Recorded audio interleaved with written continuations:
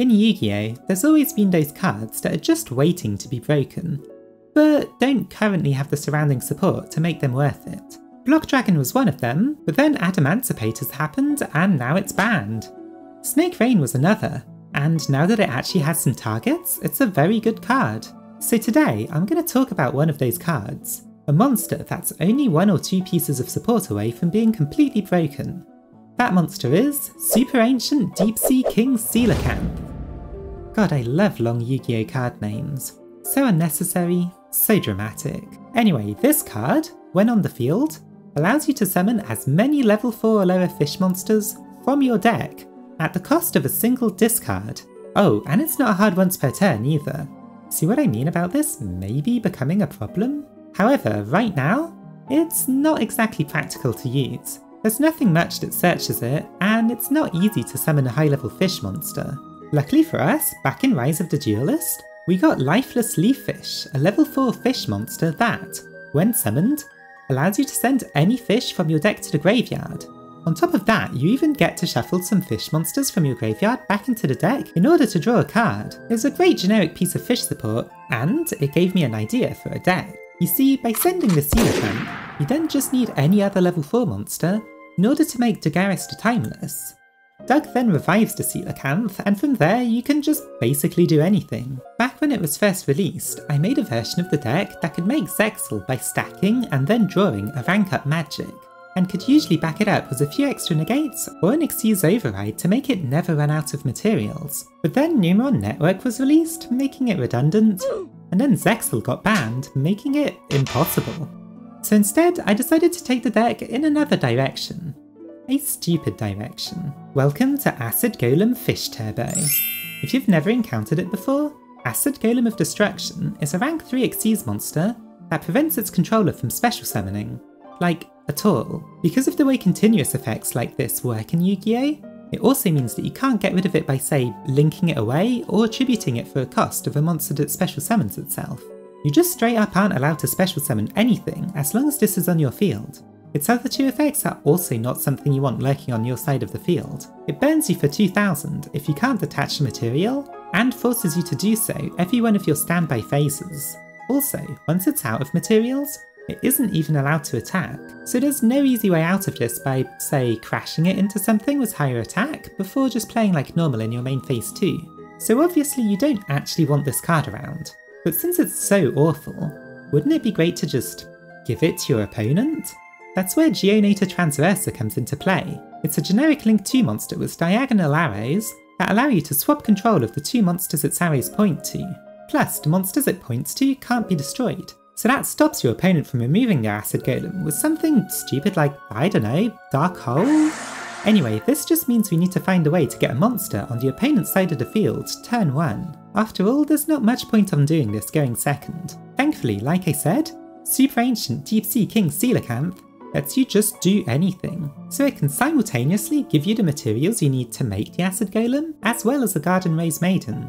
Do you see where this is going yet? Garden Rose Maiden searches Black Garden, a field spell that creates a token on your opponent's field every time you summon a monster. So now you can both make the Acid Golem, as well as force your opponent to have something to trade with it. However, if you think I would stop there, you've got another thing coming.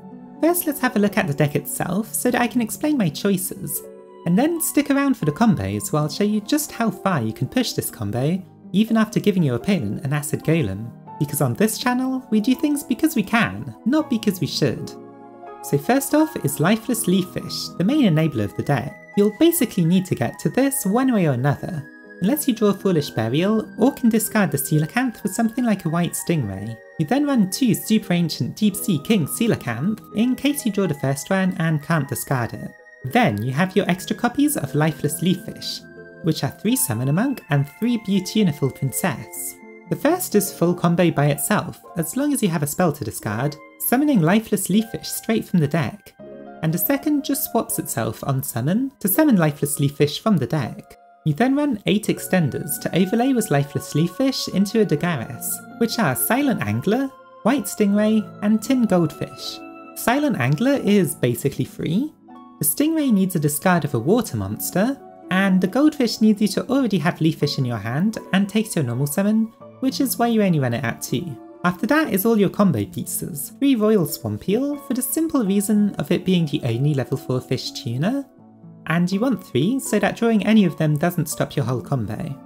Reptolfin is a level 3 fish tuner with the bonus effect of boosting the attack of whatever synchro it makes, and it can occasionally summon something back from the graveyard if you need to go off script in your combos. Finally, Oystermeister summons a token every time it goes to the graveyard, which is useful for extending your combos even further. Now for the spells, you run a Black Garden as a search target for Garden Rose Maiden, and then 1 for 1 as an extra copy of Beautiful Princess. Call by the Grave and Triple Tactics talent are there to make you less weak to hand traps, because the deck does, admittedly, fold fairly quickly to interruption. Prosperity helps with consistency, usually to find access to Lifeless Leaffish if you don't have access to it yet. You can usually just banish the last 3 cards in your extra deck since they're not part of the full combo, but if you're feeling unconfident in finding what you'll need, I'll show you what you can still do after banishing 6 cards. Finally, Foolish Burial is an alternative to Lifeless Leaffish, as long as you can still make Dagaris, and Monster Reborn and the 3 World Legacy Successions are other ways to bring back the Coelacanth, or to just extend even further at the end of your combo. Now for the extra deck, you'll be seeing most of what these cards are for if you stick around for the combos, but I'll go over them quickly anyway. Chen Ying, Baroness de Fleur, Bowlade Savage Dragon and Appaloosa are all part of your end board, while the next 8 are part of the main combo. 2 of those haven't actually been released yet.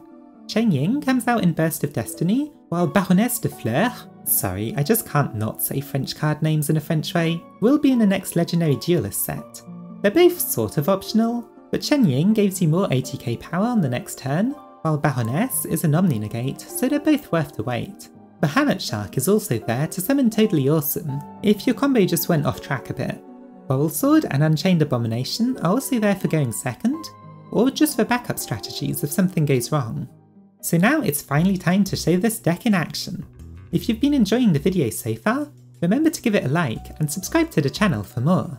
The easiest way to get the deck going is with Summon a Monk, which you can normal summon, then discard a spell to summon Lifeless Leaffish from your deck, which then sends the Coelacanth to your graveyard. Those 2 overlay together into a Dagares, which revives your Coelacanth. You then discard a card and summon 2 Swamp Eels, an Oystermeister, and a Reptolfin. You now make a Geonator Transverser as Dagares and your Coelacanth to free up some space. The first Swamp Eel and Oystermeister make a White Aura Monoceros, which allows you to summon a fish back from the graveyard, and you also get an Oyster token. With Coelacanth back on the field, you can now use the token and a second Swamp Eel to make a Garden Rose Maiden, and search Black Garden. Reptolfin and Monoceros synchro together in a Baroness de Fleur, which gains attack thanks to Reptolfin's effect. Now's a good time to use Leafish's graveyard effect, shuffling back a Swamp Eel, a Reptolfin and an Oystermeister back into the deck in order to draw a card. You now play Black Garden, then discard a card to summon 2 level 4 fish from your deck with Coelacanth, since it's not a hard once per turn. That will get you your first Black Garden token, and then Bahamut Shark's Xyz summon will get you another. You then use Bahamut Shark's effect to summon an Acid Golem without any materials to a zone the Geonator is pointing to. Black Garden triggers to halve its attack, but it doesn't let you summon a token due to Acid Golem's effect. You now swap control of Acid Golem in exchange for a token. Your opponent is now locked out of all special summons, but Black Garden counts as you summoning the tokens, so that's still allowed.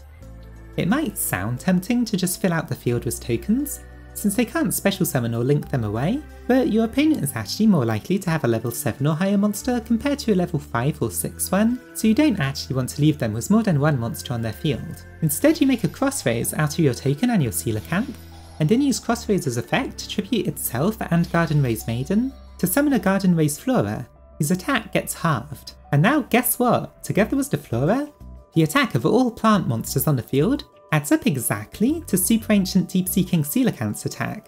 So you can destroy them all along with Black Garden in order to summon it back from the graveyard. That's right, we're going to resolve it for the 3rd time this turn. But first, you banish Maiden from the graveyard to summon back Crossrays, and then link that, Geonator and Bahamut into a 3 material Appaloosa. With most of your zones clear, you discard another card with Deep Sea to summon a Swamp Eel, a level 4 and another Reptolfin. The 2 level 4s make a Bowlade Savage, which equips Geonator Transverser for 2 negates and an attack boost. And finally, Reptolfin synchros with Deep Sea in order to make Chen Ying, Boosting its attack, you now have a ton of negates, and your opponent isn't even allowed a single special summon. And unlike a monster like Winder, it's much more difficult to remove a floodgate like that from your own field than from your opponent's. They basically need a level 5 or 6 monster, or something that tributes as cost without special summoning as a result. During their standby phase, your opponent is forced to take 2000 burn. In the battle phase, Acid Golem isn't allowed to attack, so they'll usually have to simply end their turn, passing it back over to you, who has well over enough attack to OTK. But now, what if you don't start with the cards you need and have to banish things with Prosperity? Here's a combo for if you decide to banish 6 cards from your extra deck. It's going to be a bit worse of course, and you could instead gamble on only excavating 3 cards by banishing Borrelsword, Totally Awesome, and Unchained Abomination. But this is what you can do while banishing 6. Activate your Prosperity, and then banish Crossroads, Appaloosa, Totally Awesome, Garden Rose Flora, Borrelode Savage Dragon, and Cheng Ying. If you found what you need, do the combo as usual until after the second Coelacanth activation, which is when you'll activate Black Garden. You then get a token and an Acid Golem, which swap places. You then make an Unchained Abomination, and you can now either destroy Black Garden to revive Garden Rose Maiden, or leave it up and destroy your opponent's token during the end phase with Abomination. Now, during their turn, even if they play as defensively as possible by setting a monster, they'll take 2000 burn and have their normal summon destroyed in the end phase by Unchained Abomination, leaving you with enough damage on board to easily OTK.